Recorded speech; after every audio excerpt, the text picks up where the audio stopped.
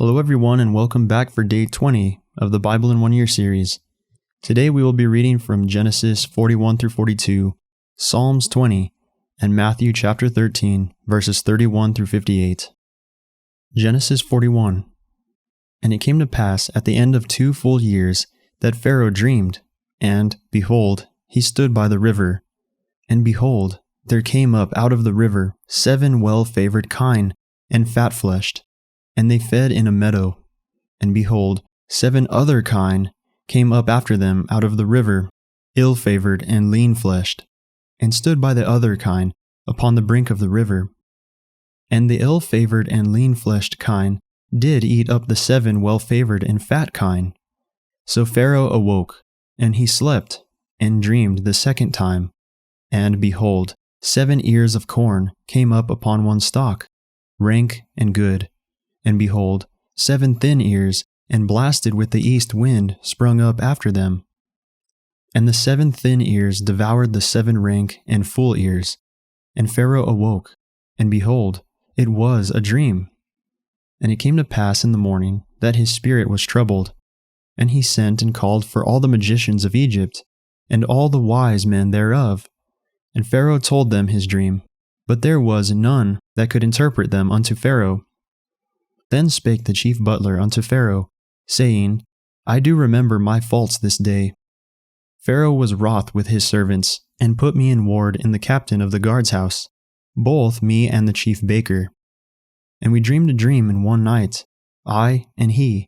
We dreamed each man according to the interpretation of his dream.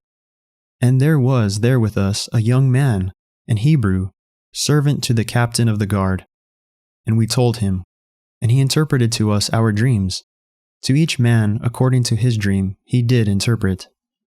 And it came to pass, as he interpreted to us, so it was, me he restored unto mine office, and him he hanged. Then Pharaoh sent and called Joseph, and they brought him hastily out of the dungeon. And he shaved himself, and changed his raiment, and came in unto Pharaoh. And Pharaoh said unto Joseph, I have dreamed a dream, and there is none that can interpret it. And I have heard say of thee, that thou canst understand a dream to interpret it. And Joseph answered Pharaoh, saying, It is not in me. God shall give Pharaoh an answer of peace. And Pharaoh said unto Joseph, In my dream, behold, I stood upon the bank of the river. And behold, there came up out of the river 7 kine, fat-fleshed and well-favored, and they fed in a meadow.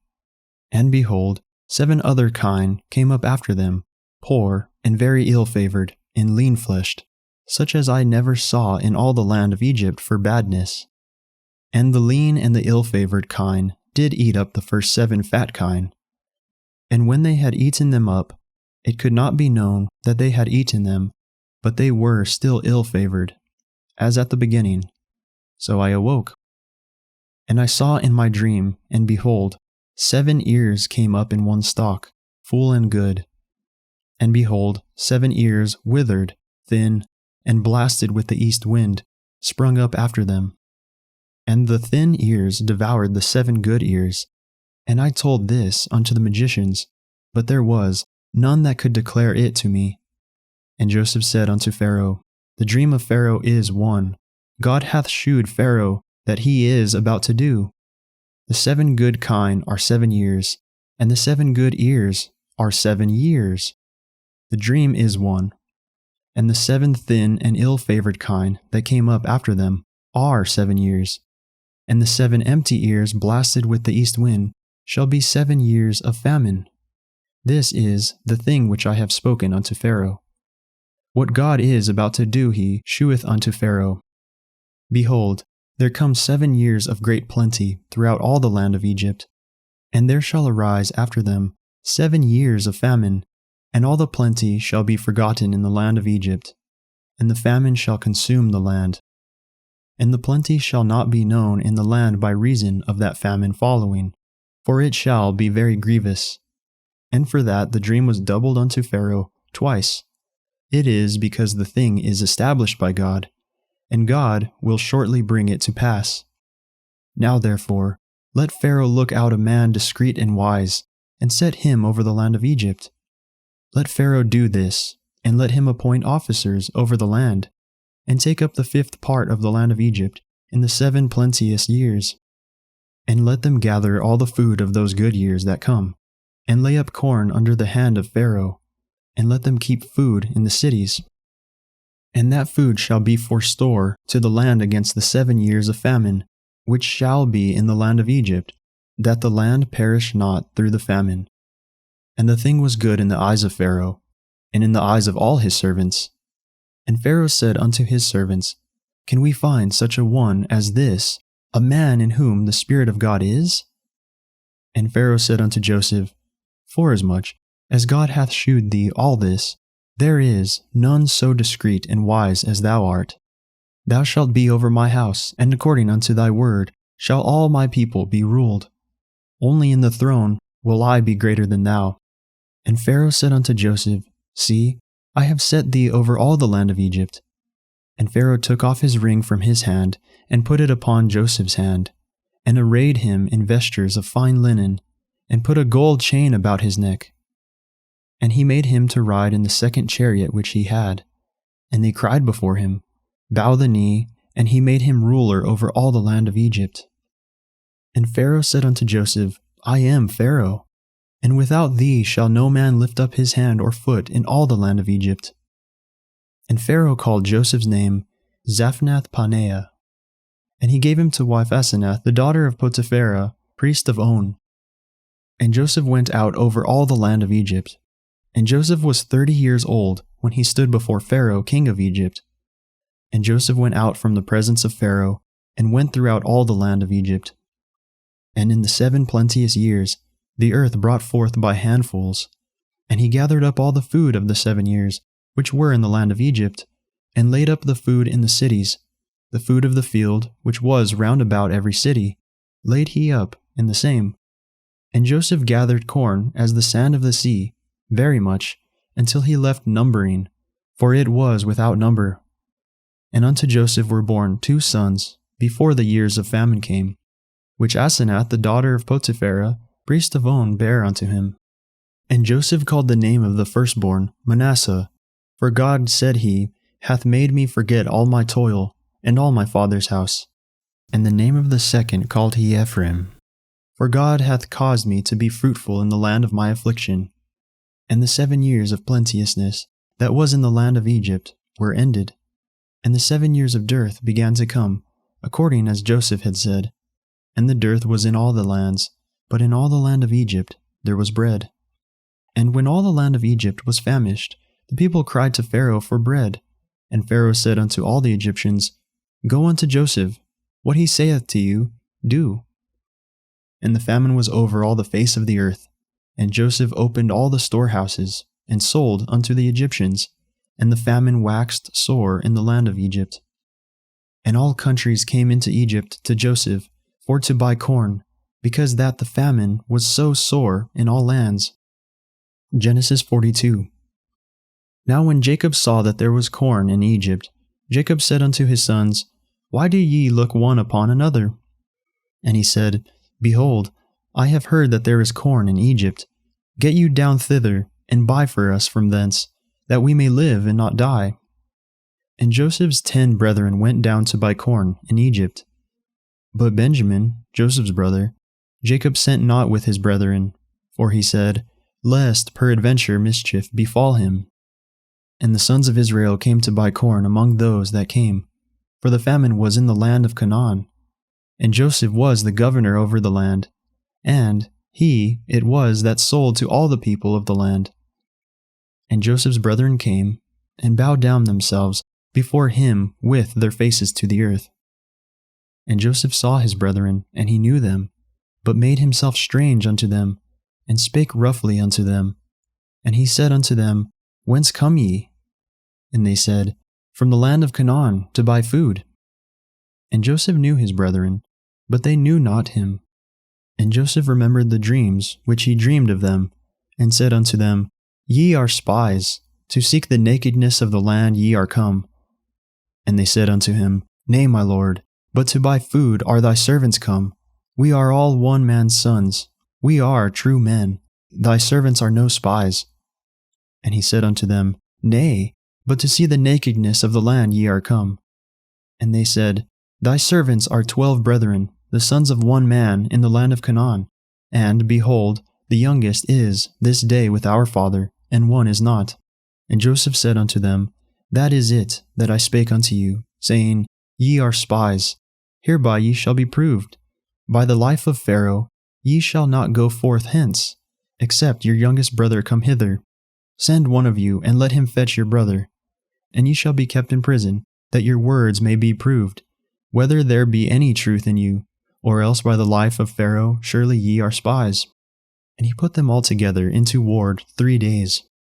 And Joseph said unto them the 3rd day, This do, and live, for I fear God. If ye be true men, let one of your brethren be bound in the house of your prison. Go ye, carry corn for the famine of your houses, but bring your youngest brother unto me. So shall your words be verified, and ye shall not die. And they did so. And they said one to another, We are verily guilty concerning our brother, in that we saw the anguish of his soul, when he besought us, and we would not hear. Therefore is this distress come upon us. And Reuben answered them, saying, Spake I not unto you, saying, Do not sin against the child, and ye would not hear? Therefore, behold, also his blood is required. And they knew not that Joseph understood them, for he spake unto them by an interpreter. And he turned himself about from them, and wept, and returned to them again, and communed with them, and took from them Simeon, and bound him before their eyes. Then Joseph commanded to fill their sacks with corn, and to restore every man's money into his sack, and to give them provision for the way. And thus did he unto them. And they laded their asses with the corn, and departed thence. And as one of them opened his sack, to give his ass provender in the inn, he espied his money, for, behold, it was in the sack's mouth. And he said unto his brethren, My money is restored, and lo, it is even in my sack. And their heart failed them, and they were afraid, saying one to another, What is this that God hath done unto us?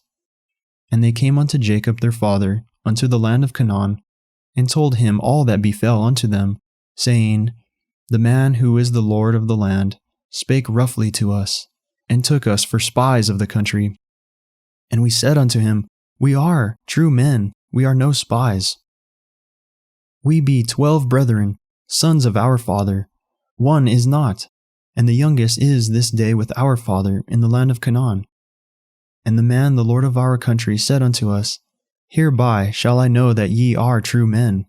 Leave one of your brethren here with me, and take food for the famine of your households, and be gone. And bring your youngest brother unto me. Then shall I know that ye are no spies, but that ye are true men. So will I deliver you, your brother, and ye shall traffic in the land. And it came to pass, as they emptied their sacks, that behold, every man's bundle of money was in his sack. And when both they and their father saw the bundles of money, they were afraid. And Jacob their father said unto them, Me have ye bereaved of my children. Joseph is not, and Simeon is not, and ye will take Benjamin away. All these things are against me. And Reuben spake unto his father, saying, Slay my 2 sons. If I bring him not to thee, deliver him into my hand, and I will bring him to thee again. And he said, My son shall not go down with you, for his brother is dead, and he is left alone.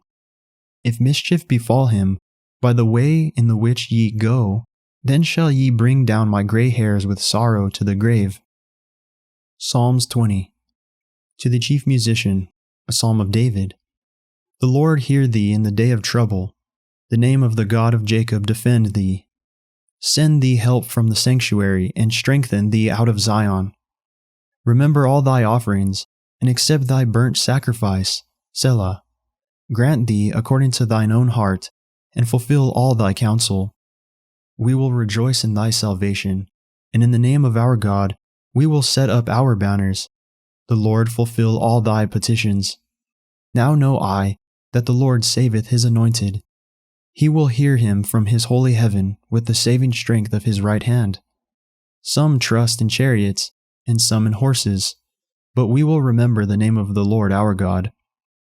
They are brought down and fallen, but we are risen, and stand upright. Save, Lord, let the King hear us when we call. Matthew chapter 13, verses 31 through 58. And another parable put he forth unto them, saying, The kingdom of heaven is like to a grain of mustard seed, which a man took and sowed in his field, which indeed is the least of all seeds, but when it is grown, it is the greatest among herbs, and becometh a tree, so that the birds of the air come and lodge in the branches thereof. Another parable spake he unto them.